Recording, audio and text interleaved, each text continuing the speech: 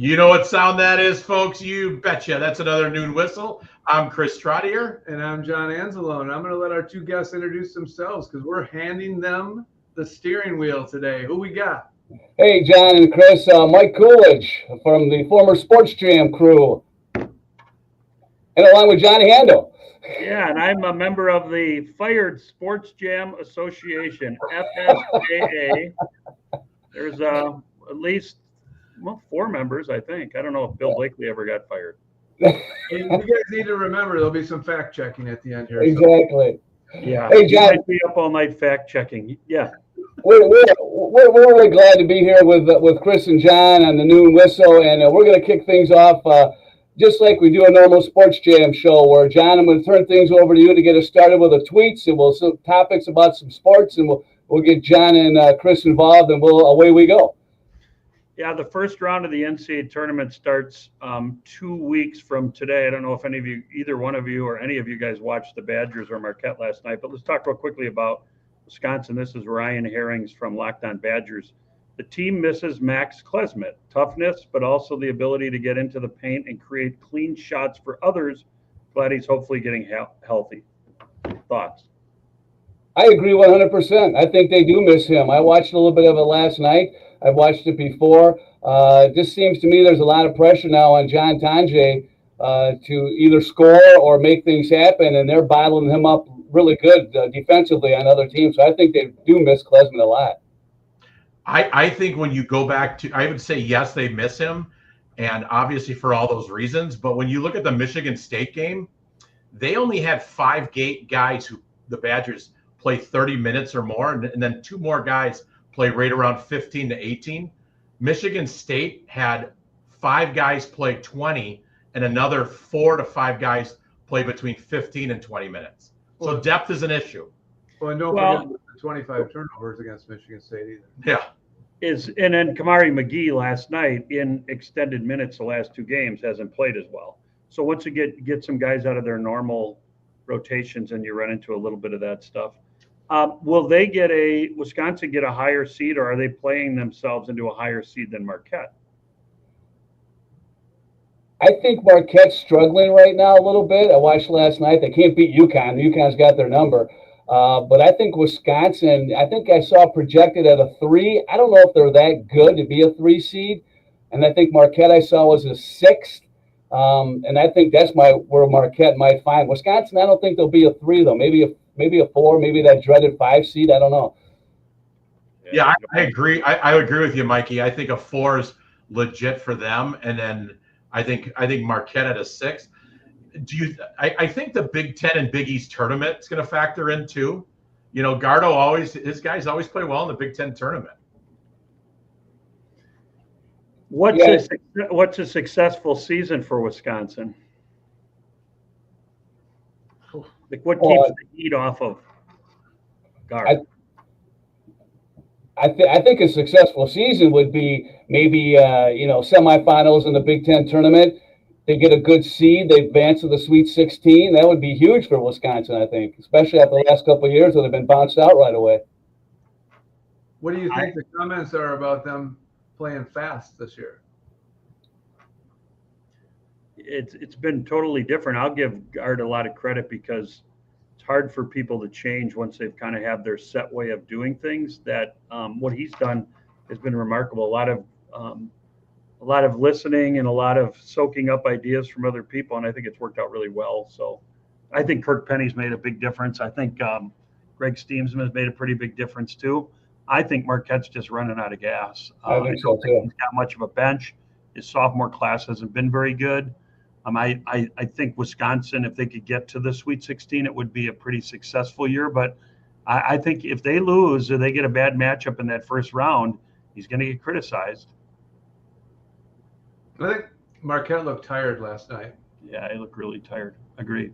Well, it's hard to win at UConn against the greatest coach in the country, right? I mean, and he knows it.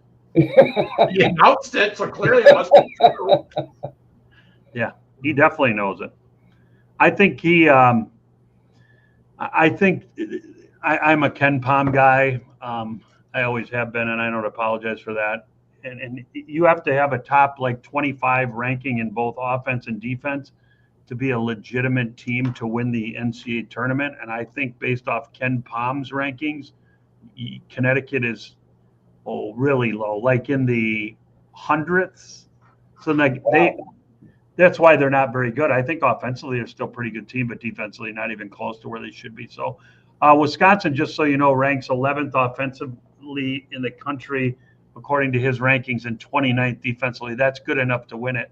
And at the beginning of the year, they said Wisconsin was a really poor defensive team. If you want to look the other way, I know Chris was mentioning Michigan State. Michigan State is 31st in offense and 5th in defense. You guys want to guess the top 2 or 3 offensive teams? I'll bet you guys can guess them. Go ahead, Mikey. Boy, I'm going to guess Duke being up there. They're 2. Auburn, yep. They're 1. Alabama? Yep, they're 3. Florida, Missouri. Those are the top 5 teams offensively. Who's the 5th one, John? Missouri. Missouri's really bad defense. Oh, really? Wow. Okay. That guy's done a good job. Coach of the Year candidate. Defensive rankings, Tennessee is 1. St. John's is 2. Marquette plays at St. John's, or St. John's plays at Marquette on Saturday. I'll be there. Houston is 3. Duke is 4. And Michigan State is 5. And Michigan State is like 31st on. But if you're looking for a place to make some picks and your office pools, I would go to Ken Palm. I think he's helpful. Do you think there's probably a good 7, maybe even 8 teams that could win this NCAA? More than that. I think more than that. I think like if you talk, we're talking about Marquette. Marquette's like 33rd in offense, 20th in defense. St. John's is really good defensively, but offensively not very good. 71st in the country. In the Big Ten, you're looking at Michigan State and Wisconsin, Purdue, Maryland, who are all pretty good. Illinois is actually pretty good too when they get all their guys. Today, who would it be? What's that? If you had a pick today, who's going to win it? Who would it be? I don't know. My wife's listening, so I would go with, I'll be honest with you, I'll jump out. I'll say Duke. Mike would always say Duke. He's a homer. But yeah, I knew you were going to say that. I would say, I don't know. Auburn, I like them, but I didn't like the way they played the other day. Houston, I don't think is good enough offensively, but if you had to say, hey, pick one, I think Houston would be there. I think Florida's pretty good too. They were one of my sleeper teams. I didn't like it that they won because now everybody's going to be talking about them. But if you want another team that's got some ability on both ends, like I think Maryland is pretty underrated. I think they're pretty good. And it's wide open. I think there's a lot of teams that could win it. I think it's going to be depends a lot on matchups. So I think too, who gets that seeds and who is them bouncing. Play someone good in the first round, second round, and Wisconsin. And last year, Wisconsin got a really bad draw in the first round to play James Madison. But that game was over. All right, John, where do you want to go next? You want to talk about the Packers? Yeah, let's go there. So Joey Bosa just got released by the Chargers. I think pretty expensive contract. Is he a fit? 72 sacks in 107 career games. Khalil Mack just got released by the Chargers as well. 107.5 sacks in 167 games. Want either one of those guys, or you have other needs? What about Devontae Adams? That's what I want to hear about. I just don't think they're going to spend that much money on a number 1 receiver. Do they need a number 1 receiver? I think they do. I think they need some guy to say, he's the alpha. Let's go. They're not giving up top draft picks for those guys. Like I know there was a talk of DK Metcalf for Seattle, and that they were asking for a first and a third rounder. The Packers are not giving up a first and third rounder for him. Well, how can you give up a first and third round for DK Metcalf when the 49ers got a 5th round for Deebo Samuel? Exactly. Yeah. Yep. Right. I don't think Joey Bosa, if you can get him cheap, which I don't think you're going to do, just his injury history and he hasn't played the last 3 years. I think he's played 37 games. I think it's a stretch. Khalil Mack, I think there's going to be a high demand there. I don't think they want to spend the money there and then take snaps away from somebody else. I think if you can get Devontae to come home for a pretty reasonable price without giving up draft capital, why not? Do you think some of these teams are letting these guys go because they got such high contracts and they're maybe, like you said, getting old? For sure. Numbers, what's Devontae Adams worth then? A first-round pick, a second-round pick, a third-round pick, what's he worth? Well, I think they'll sign him. They won't trade for him. He's been released. So right, but I'm saying, what's that worth? Well, that's a good question. Well, if Deebo Samuel's a fifth, Not a first. I think he's a late 10 million a year, 20 million a year? I would say 15. What would 15 million, that get him? Would you do that? If I could structure it where it has a low cap hit and a lot of it's on signing bonus, I would. Only if we can bring Aaron Rodgers with him as a backup. Oh, good Lord. Where's he going to end up? I don't know. That's my next question to you guys. I think it's the Raiders. That's what I was going to say. I've heard talk about Pittsburgh, but they don't. Pittsburgh's not going to. I mean, they got Wilson, Fields there. Giants were another team that they were talked about too. So does he have any gas left? Yeah, I think so. Well, he's better than Peyton Manning was when he played for the Broncos his last year. But what a structure mess that the New York Jets. I mean, they dumped all three guys at Rodgers plus Lazard plus Adams. That whole franchise is just up in arms over there. It's just crazy. Aaron Glenn, he didn't want to deal with all of the baggage that comes with Rodgers. The McAfee show and all those things. So, should the Packers retire number 2 in honor of Mason Crosby? No. Should they or did they? Should they? No. Most career points of all time? I think he's got to get into the Hall in order for them to retire the number. That's kind of the. Yeah, he won't be up on the ring. I don't think so. That's the standard. Most field goals made, most consecutive games played, most extra points made. I think most consecutive field goals made. You want me to keep going? But I have a different question, John. You're sitting at your computer. Mm-hmm. Was there another Packer who wore a number 2? Who was it? I don't know. I mean, Chester Markle didn't. I don't know. John Stenerud? Yeah, No, he was double digit. What about Bucky Scribner? I'll give you an answer to this in just a second. Cools, I got a question for you. I don't think too many people have ever worn it. Are those Wisconsin Badgers swag behind you with a flag, or is that Lake Geneva? No, it's Wisconsin Badgers, yeah. Okay, I wasn't sure. Yeah. Wasn't sure. Mike is a Badger high school coach now. Not too many. That's right, yeah. What are you coaching? They let him. Freshman girls basketball. Charlie Matthews wore number 2 in 1925 and 26. Then retire it. Who cares? That's a great question, Chris. I don't know how many of those. Yeah, I don't know how many. I don't know. I'd retire him. But no, remember what's his name took it this year too. Malik Willis wore it. Oh, there you go. Oh, okay. Well, there you have it. Yeah. So I don't know. I don't know if he's going to be back with the Packers either. So are you guys going to head up to Green Bay for the NFL draft? I am. Are you? Yeah, I'm going. I am. I'm going to take my son.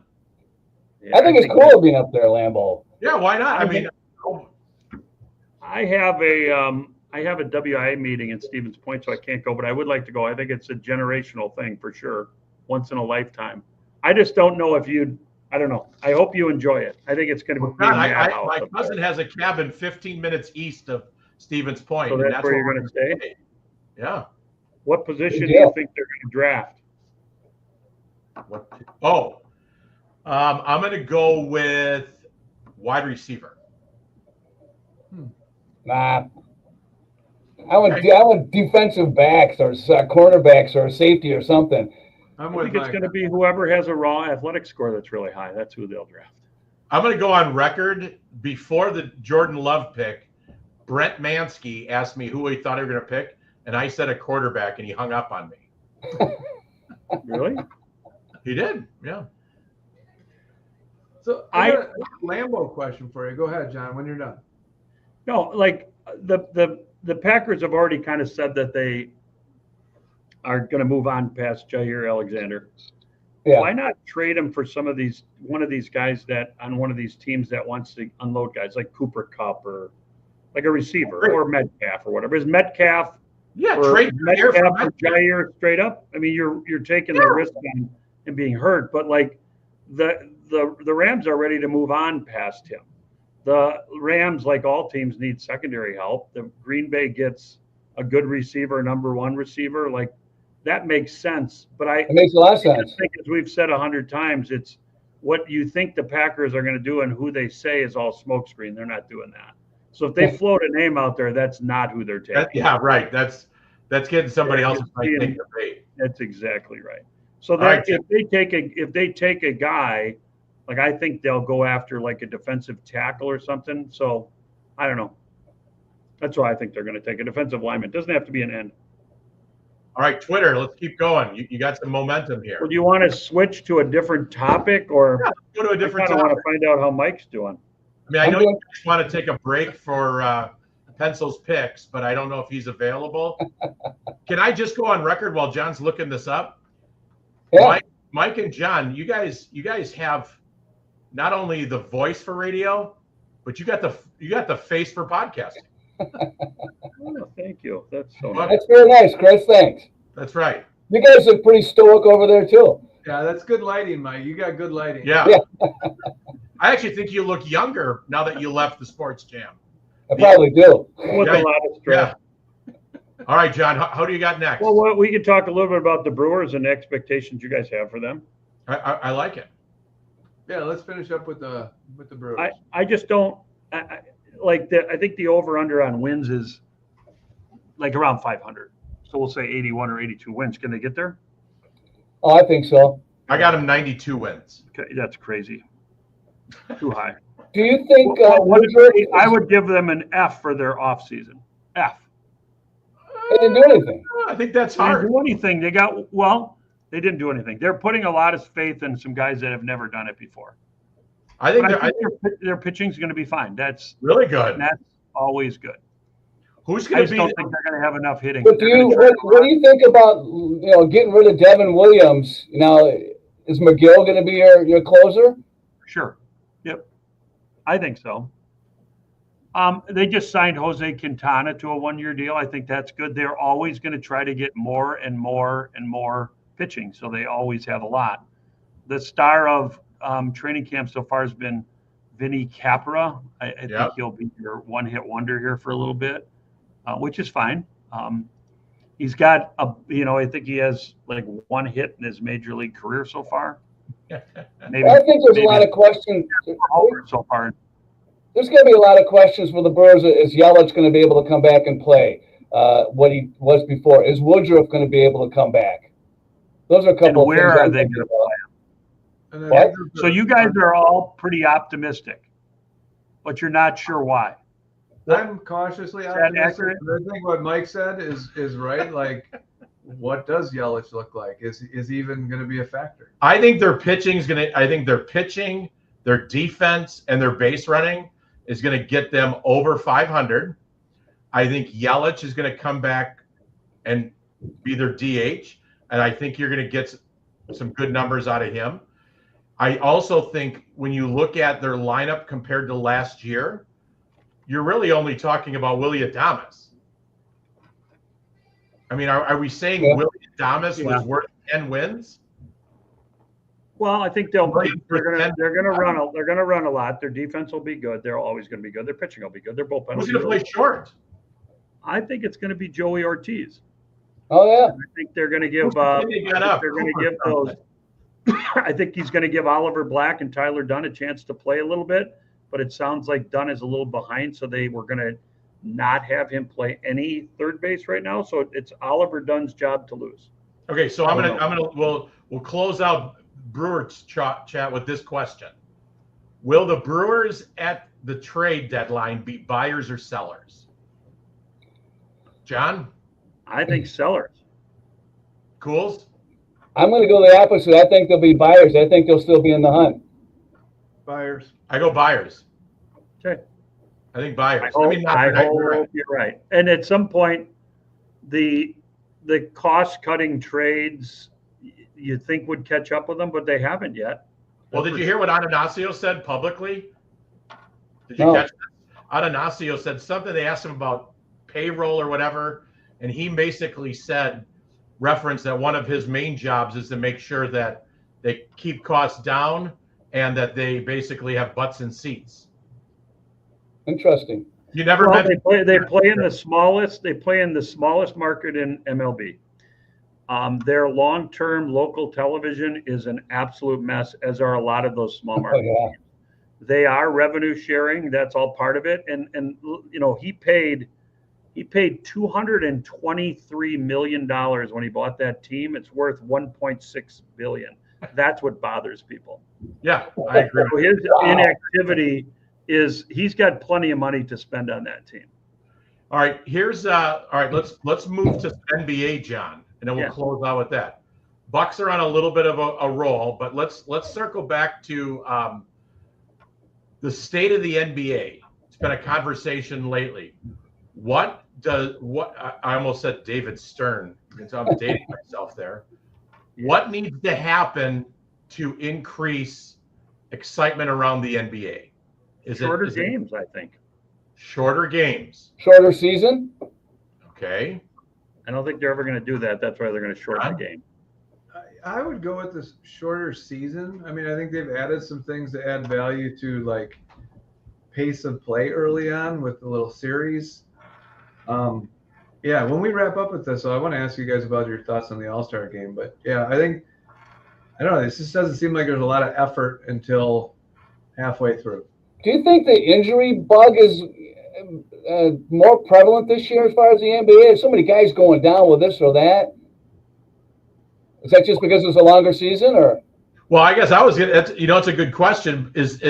Are the injuries a workaround and kind of masking the idea of load management? These guys not playing 82 games. Well, that's why, back to what John was saying, that's why the All-Star game is such an absolute mess. And that thing they did this year was stupid. The Kevin Hart jokes, fishing equipment. Yeah. Did you like it, John? They did play hard because they wanted to beat that group of Rising Stars. That game was good. Then once they beat the Rising Stars team, they were back to this. Nobody wants to be here and do this. So yeah. Did you like it? I liked it more than the other, like the original All-Star game, because I thought there was a little bit more of that, like John was saying. But I don't know. I'm less likely to watch the NBA, I guess, than any other sport.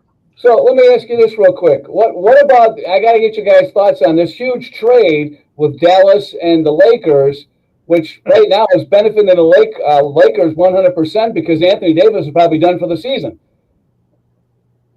And Luka is he's playing well right now. Does that put the Lakers now over the top? Are they going to be the odds-on favorite over OKC in that West Division? Or it's amazing how when the NBA is struggling a little bit, how all of a sudden the cornerstone franchises like the Lakers just have somebody like completely fall right around. And I'm not a conspiracy theorist, but I do think John knows the frozen ping pong ball. John knows the frozen ping pong ball. Exactly. I do think there were some legitimate concerns about Luka in Dallas. I think he's weight is an issue. He's a smoker, I believe. I think those are all factors and I think they thought that Davis would be the cornerstone piece. I think the genius in the whole thing is LeBron. He figures out how to get guys. Yeah. He wants to be Robin. He does not want to be Batman anymore. And with Anthony Davis, he still had to be Batman. Now he's Robin, and he's loving it. He might play for 5 more years. I agree with you, John. He's 40 years old. What about your thoughts on the Bucks move Middleton for Kuzma, basically? Didn't like it as much as some other people did, but I think Kuzma's fitting in well. I mean, they're playing better. But I think Giannis and Damian are kind of figuring it out. The Bucks knew more than everybody else that Middleton is just not going to be able to play big minutes ever again in his career. Those days are over, and I think they knew it. I like the trade just because I think they got a little younger and they got a guy who's going to be playing every day. I think where John Horst really hit a home run was some of the other picks, the other trades. I think the Sims kid is a great pickup, athletic, big kid. Porter too, right? Wow, Kevin Porter Jr., he played 15, 18 minutes. He had a triple-double yesterday. Yeah. Now, I understand he played a pretty poor team, but, I mean, he's a little juice off the bench that they didn't have. Kind of makes you wonder. The Clippers got rid of Porter and got Marshawn Beauchamp, and I think Marshawn was in L.A. for a week. They cut him. They let him go. Really? Two-way deal with the Knicks. Yeah, so now he's with the Knicks. I've enjoyed, AJ Green's contributions. I know he's not playing Andre Jackson much off the bench anymore, which is fine. So we'll see. I like Jericho Sims too. He's a rim runner. Yeah. And a dunker. He played for Shaka at Texas. All right. What do you think, John? I got one more question. All right, here we go. We got the sports. I don't want to take the most or make the most of these guys, but so we talked about the NBA All-Star format. What do you think about the NFL or Pro Bowl format? It's a joke. They have to get rid of it. Yeah. Professional athletes. Well, it's weird because that NBA Cup that they do, those guys got into that. The Bucks, they got into that, but they incentivize it with a lot of money. I don't know if you can incentivize the Pro Bowl or the NBA All-Star game and get guys to play. I just don't know.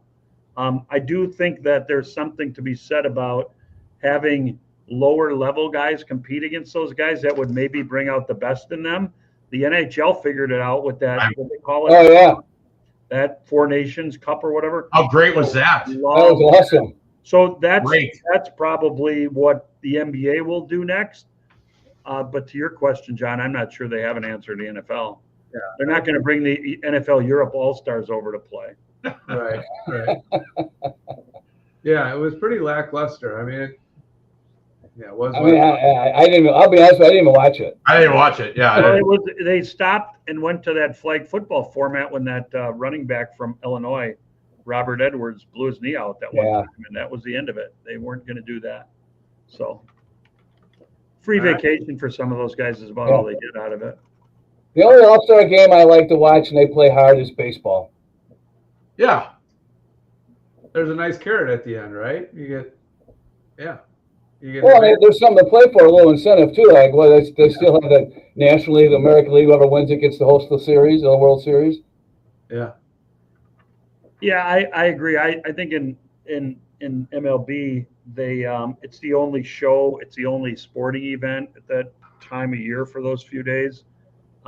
I don't think the way they select, like making sure they have a guy on every team, is the right way to do it. But I think the concept of the game is good. But they could go to a format where they played, I don't know, some kind of foreign versus American team or something like that. That wouldn't be a bad format to do it either. Yeah. So the NFL gets people to watch the combine and watch guys run 40-yard dashes, but they can't get people to watch the Pro Bowl. Think about that. Don't think they haven't thought about this, because they very much want people to start watching it. So it's not very entertaining football. They've tried to change the format a bunch of times, and there's no bragging rights. There's nothing like that. If they moved it to the middle of the season, would that work? I don't know. NHL, MLB, everybody else does it in the middle of the year. That's true. But that might not work for football. I don't know. All right. Let me ask you. We're going to close. We'll close here in a little bit. What? Anything else, Sports Jam? You guys want to touch on before we start to wrap up? Anything, Mikey? What's swirling in your brain? Well, real quick, you guys are experts on basketball. Is Cooper Flag a one and done going to the pros next year, or is it Duke? If Duke wins it, if Duke doesn't win, does he come back? Yeah. What if they offer him like a $10 million NIL? Well, he'll get to play with the Boozer boys. Mm-hmm. Yeah, that's true. Maybe he can talk Knipple into staying. He's going pro. Is there another? Yeah. There's got to be another Knipple coming, right? There's only how many of them? Cager Knipple. What a great name for a basketball player. Cager. Knipple. Cager Knipple's a freshman. You guys, John, did you ever know anybody who had that Cager as a Yeah. license plate? Yeah, the one and only. Best man in my wedding. Who was it? Gary Rock. Remember he used Gary to have Rock. that license plate, Mike? It said 8 Cager. Did he really? Did you know that, Cools? I didn't know that. Yeah. Yeah. Mike used that. Yeah, that's yeah. Gary, he's on the Mount Rushmore of all-time Badger guys. I'm sure of that. Oh, definitely. Definitely. Yeah.